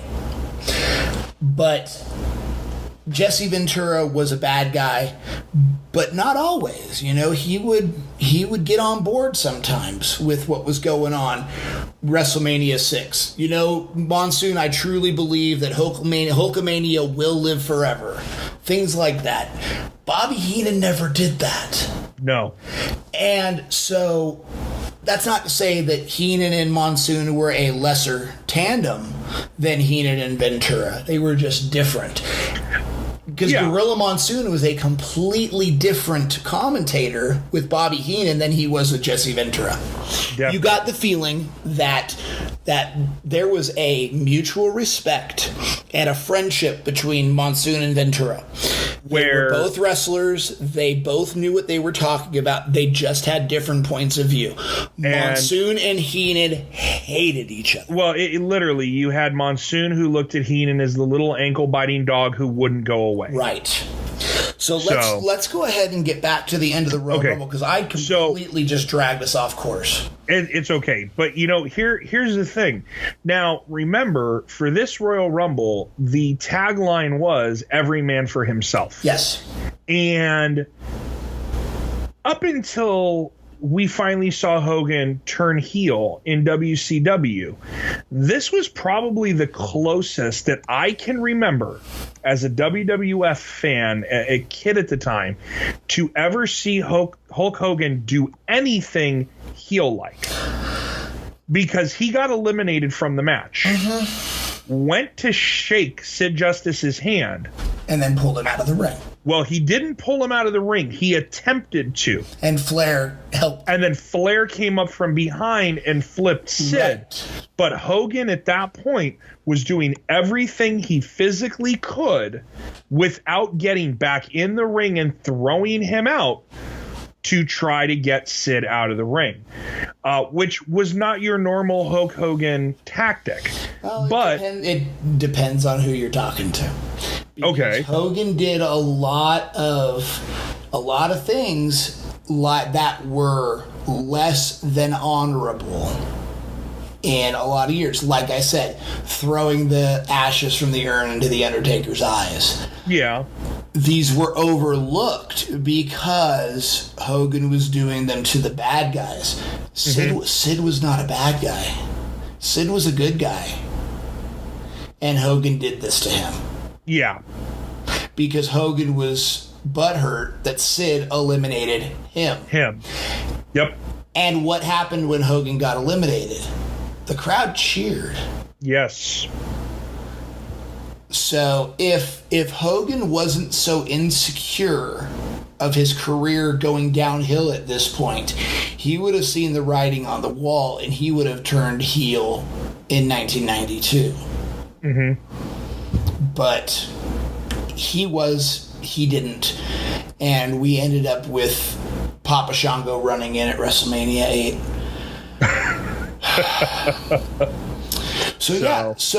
So Flair, this goes back to what I was saying about Flair being winning in the best way possible. So Flair had been in there for over an hour.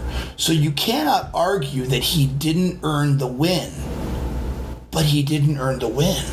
Well, he in the way that I always feel a heel should win the majority of their matches, he didn't win clean. Yeah, or they should at least attempt to. I've said that all the time. How many times have you heard me say, if you are a heel and you're near the ropes, you should at least make an effort to put your foot on the ropes. Yes. Oh, I mean, yeah, exactly. So, it's really tough to talk about this one because there's so much that was going on, especially just who eliminated who.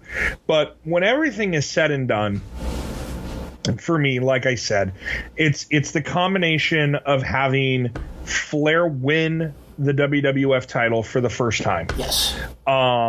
The commentary between Heenan and Monsoon. The fact that Flair literally beat everybody in the WWF. Now the ironic thing is, and here's the only person he didn't beat was Ted DiBiase.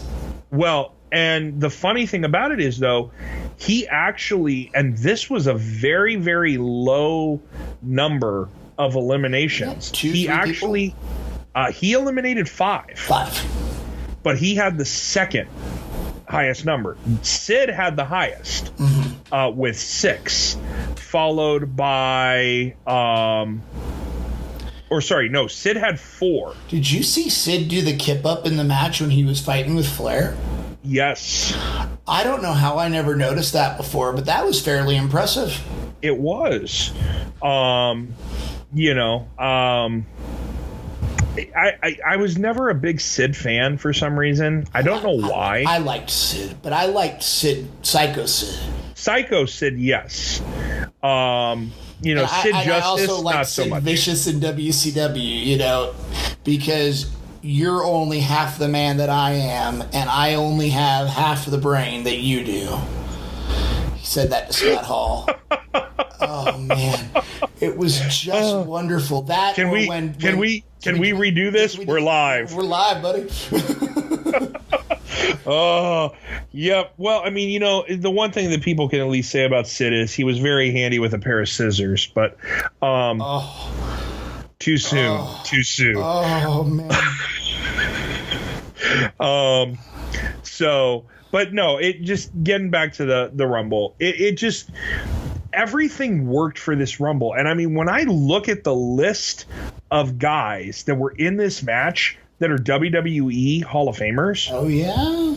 I mean, you got DiBiase, Flair, Michaels. Oh, yeah. I mean, Santana, Slaughter, the Boss Man, yeah. Piper, Slaughter, Roberts. Oh, yeah. I mean, we don't need to name them all because there's just so many. I mean, with the exception of, it would probably be easier to who's not Skinner, the Berserker, Warlord, Hercules. Yeah, the Bulldog. The Bulldog. So you should be. Well, I eventually think what's going to end up happening is the only way the WWE is ever going to get the British Bulldog and Owen. Yeah, the Bulldog I don't think is a problem. Owen, though. Well, but the only way Owen will ever get into the Hall of Fame is if the WWE inducts the Hart Foundation. Maybe. Or his wife passes away, and I'm not, once again, we're not hoping. Right. But his wife passes away and his children decide, we want our dad to be honored. We want him to have his moment that he never got. Especially while you still have the other members of the Hart family that are still alive, right. Like Brett and all of them that could you imagine Brett inducting his brother? Oh, that would be amazing. And it should have happened already. By the way, 16 Hall of Famers. Yeah, okay, so 16. I mean, it just that sheer number. 14 if you get rid of Hogan and Jimmy Snuka, who have ostensibly been removed from the Hall of Fame. But yeah, well, they'll be back eventually. Right. So I think we need to kind of wrap this up. Oh, yeah, no, we're good to go. Next week is your turn, so tell us what you picked. In Your House Canadian Stampede. It's regarded as one of the best pay-per-views ever. It's my favorite WWF pay-per-view. And because it's a pay-per-view week, it's only a 2-hour show. Okay. So it works. It had some really good matches on it. It had the second part of the trilogy between Triple H and Mankind. And it had the big 10-man tag team match between the Hart Foundation and Steve Austin, Ken Shamrock, the Legion of Doom, and Goldust. That's right. In Canada, in Calgary. Yeah, which, there you go. You can't get any much more of a home Canadian. Canada was home, period, no matter where they were for Hart and the Hart Foundation. But, we're talking Calgary, Stampede Wrestling, the Hart family. Oh, yeah. It'll be great. Can't wait. I'll watch it. You will enjoy it. I hope so. So let's get on really quick. We'll make this as quick as possible since it's just you and me. We're going to do our TLC predictions. Okay. You got the card up? I have the card up. So we're going to start off with the kickoff match, which is going to be on the pre-show. Sasha Banks, Alicia Fox. Sasha Banks. Yeah, I agree. Sasha. Cedric Alexander and Rick Swann versus Jack Gallagher and Brian Kendrick. Real quick, I just want to say that this match should have been on Raw, and that the one-on-one match between Cedric Alexander and Jack Gallagher should have been on the pay-per-view. That said, I'm going to go with Gallagher and Kendrick. I agree with you 100% on that one. Let's move on to the next one. The one match that I am looking forward to probably more than anything, Asuka versus Emma. So, I mean, are we predicting like broken bones for Emma, or if Emma's going to make it out alive? How many seconds the match is going to last? The sad part is, and I'm with you 100%. I think we're both agreeing, but there is that sick part of me that feels that once again, Vince feels like he needs to tear down everybody that's come from NXT when they first get here. Okay. And I God forbid, Nakamura won his main roster debut. He did. Bobby Roode won his main roster pay-per-view debut. AJ Styles won his main roster pay-per-view debut. Granted, he actually did. But I'm not talking about the Royal Rumble. I'm talking about Fastlane. Okay. Yeah. Booking aside, Asuka's going to win this match. Oh, no, I agree. And I think she's going to go on a long run.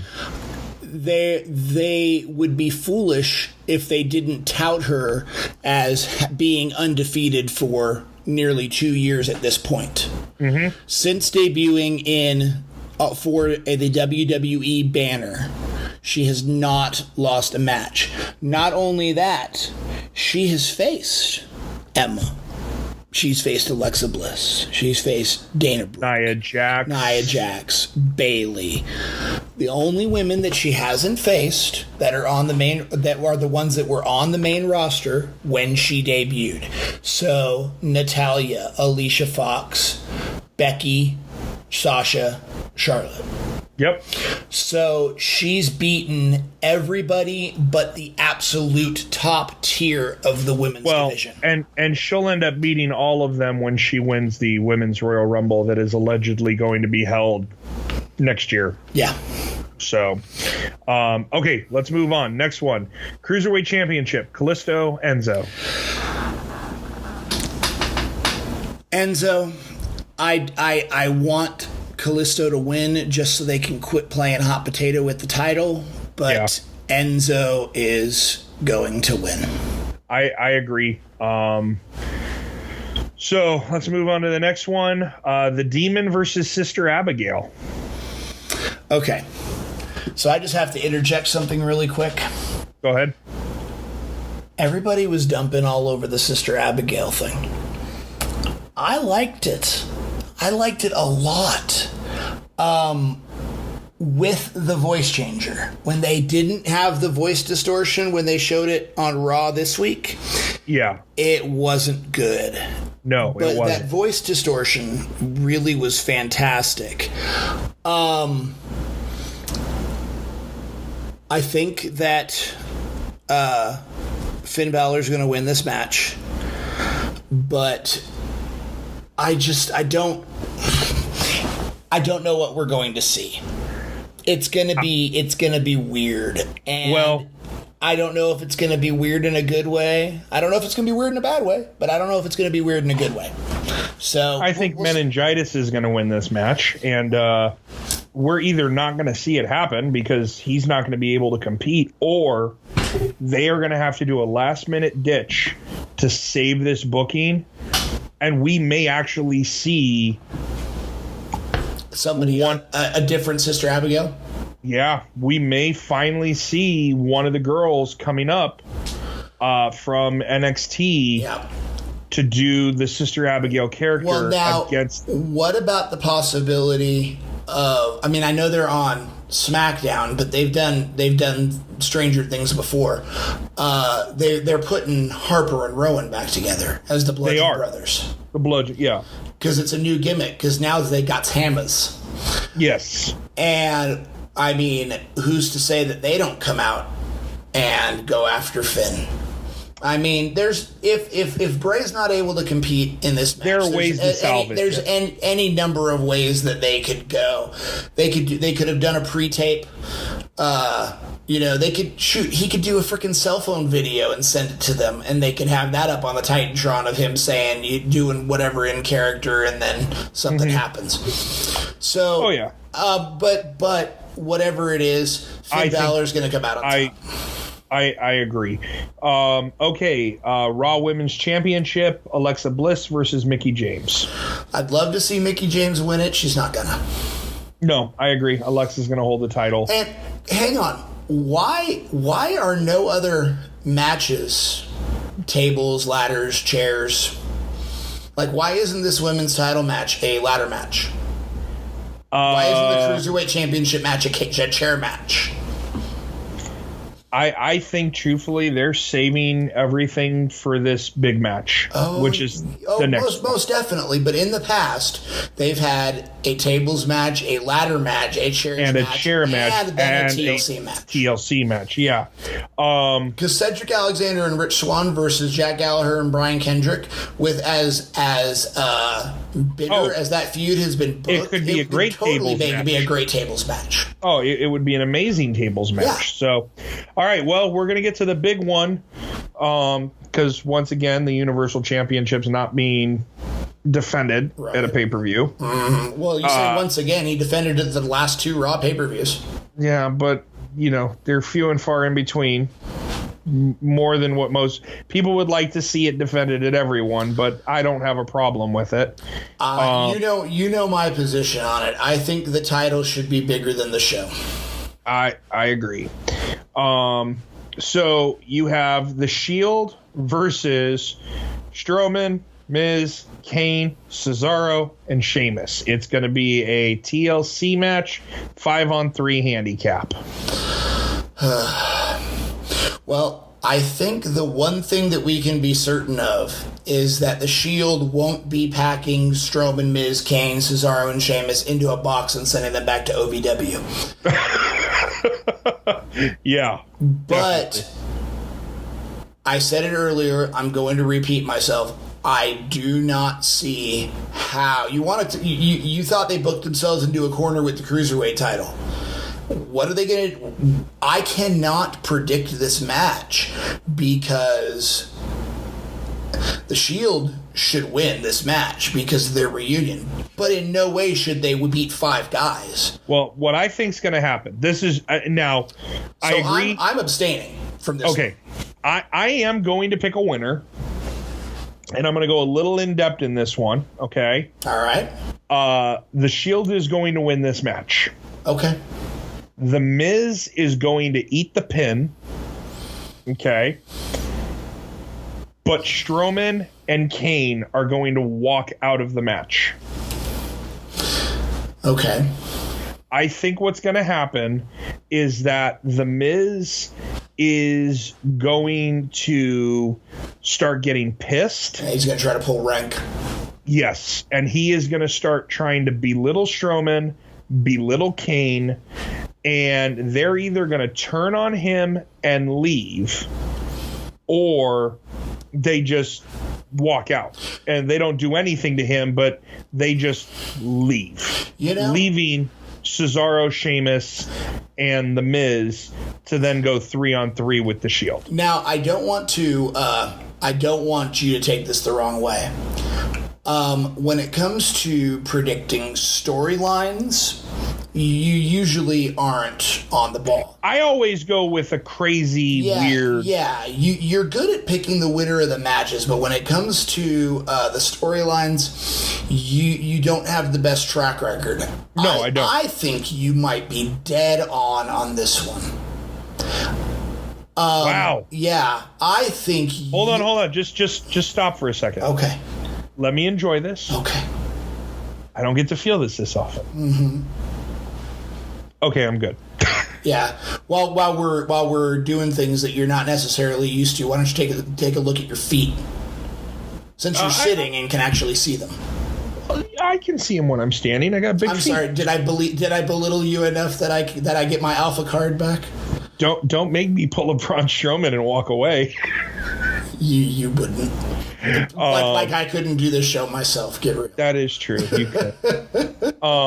Nobody would listen to it. It would literally be me talking to myself for 2 hours and then putting it on Facebook and getting 3 views. But yeah, I just that's the only way that I can see this match going. I would even go as far as to say that I could also see Sheamus and Cesaro bouncing. Yeah.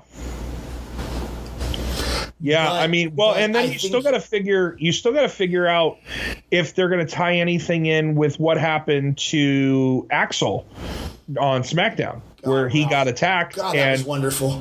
yeah, him hanging upside down, but no one knows who did it. So No, we know who did it. we know who did it. But So- I mean, come on. Like, usually I'm not big about things like that. When we know what's going to happen, things like that happening off screen. Yeah. They could not have done that on screen as good as it was off screen. no, I agree. So, Yeah. like I said, I think you nailed it, buddy. yeah, I mean that's the only thing that I can truly see happening, because he's just the Miz is the perfect person to piss off 4 other people. Yeah. To where they just leave him, and now it's a 3-on-1 handicap match. Right. I mean, So- I think you're right on that. Strowman and Kane are going to bounce, and it's going to be 3-on-3. But I wouldn't Yeah. I would not be surprised if It becomes a 3-on-1, or Right. Axel comes out, jumps in for no reason, and then it becomes a 3-on-2 Well, I mean, Axel's probably going to be involved in the match anyway. somewhere. So, all right. Well, I mean, pretty much you and I are. Pretty simpatico. Yeah, we don't have a single match for this entire card where we're on opposite sides. So Nope, not at all. we're either going to look really good or we're going to look really bad. Well, I mean, I know how I look, and I know how you look. We already look really bad, Hey, well, but we can only get better. that is true. So, all right. Well, that's it for our picks. Once again, TLC is going to be this Sunday, Yep. October 22nd. Can't wait. But now it's time for our Indie Spotlight segment. Indie Wrestling. Indie Wrestling. Indie Wrestling. Indie Wrestling. Indie Wrestling. Indie Wrestling. Indie Wrestling. Indie Wrestling. Indie Wrestling. Indie Wrestling. This week's Indie Spotlight is Santino Bros Wrestling Academy, based out of Bell Gardens, California. Santino Bros Wrestling originally started out as a submission fighting tag team of Chaos and Mongol back in 2004. The duo's most notable feud was versus La Familia de Tijuana, Dabian 666, and Halloween. Fun fact, in 2005, the Young Bucks made their debut versus the Fighting Santino Bros, Chaos and Mongol at the Grand Olympic Auditorium in Los Angeles, California. Santino Bros Wrestling Academy offers a wide variety of training programs, starting with beginner and then intermediate, advanced, and semi-pro courses. Also, lucha libre training, one-day classes, and one-on-one private training. Their trainers are Robbie Phoenix, Los Luchas, Jervis Cottonbelly, Eli Everfly, and the Brian Kendrick. Their next event is Night of the Human Death Match on Halloween, Tuesday, October 31st at the Downey Elks Lodge at 11233 Woodruff Avenue in Downey, California. The heavyweight championship will be on the line as Willie Mack challenges champion Brody King. Eli Everfly will take on Douglas James with the submission championship on the line in a death match. True Grit will face off with Los Luchas in a Mexican death match, and much more. Doors open at 7 p.m. with a free meet and greet at 7:30, and tickets are $20. Other indie events happening this week are on Friday, October 20th. Rocky Mountain Pro will be taping Season 3 of their weekly series Charge, which is available on Fight TV. You'll see all of the big RPW stars like Mario Vanjur, the RPW champion, Anaya, Curtis Cole, Ali Gatto, Tyler Stinson, Humphrey Jacobs I, and much more. On Sunday, October 22nd, Revolution Pro Wrestling will be live in Leamington Spa, England at the Assembly. So far on the card is Mustache Mountain, Trent Seven, and Tyler Bate versus the Hunter Hunter brothers, Lee and Jim Hunter, and also Speedball Mike Bailey versus Ryan Smile. Tickets are £15 for standing room and £20 for a seat, and the doors open at 5 p.m. Finally, on Monday, October 23rd, Revolution Pro Wrestling Monday Night Mayhem will be at the Guildhall Square in Portsmouth, England. So far on the card is Moose versus Dave Mastiff, Timothy Thatcher versus Liverpool's #1 Zach Gibson, and Speedball Mike Bailey versus Josh Bodum. Doors open at 6:30 p.m. and tickets can be pre-ordered at revolutionprowrestling.com. And as always, if you attend any wrestling shows throughout the week, please do not hesitate to send us those results to prowrestlingalmanac@gmail.com so we can reach our goal of having the largest library of independent wrestling promotions on the internet. All right, and remember, folks, check out the website again, prowrestlingalmanac.com. Check us out on Facebook and follow us on Twitter and Instagram at PWAlmanac. Subscribe to our YouTube channel or on iTunes. We can also be heard on TuneIn Radio as well as Google Play. You can subscribe there as well. Exactly, and I personally prefer TuneIn Radio. You can run it in their app, play it in your background, so you can close your phone and still listen to it while you're driving or doing whatever. You don't have to have it up like you do on YouTube, so check out that one on TuneIn. All the audio apps are pretty much like that. They're definitely a better way to listen to it than YouTube. Yeah, definitely. So once again, if you want to try to stump the founder of ProWrestlingAlmanac.com, that's me. Please send me your trivia at stumpthealmanac@gmail.com. So that's it, folks. The ref's giving us the 10 count, which means we're done. So until next week, I'm Mike. And for Chad and Tristan, thanks for listening, and we'll see you again when the bell rings.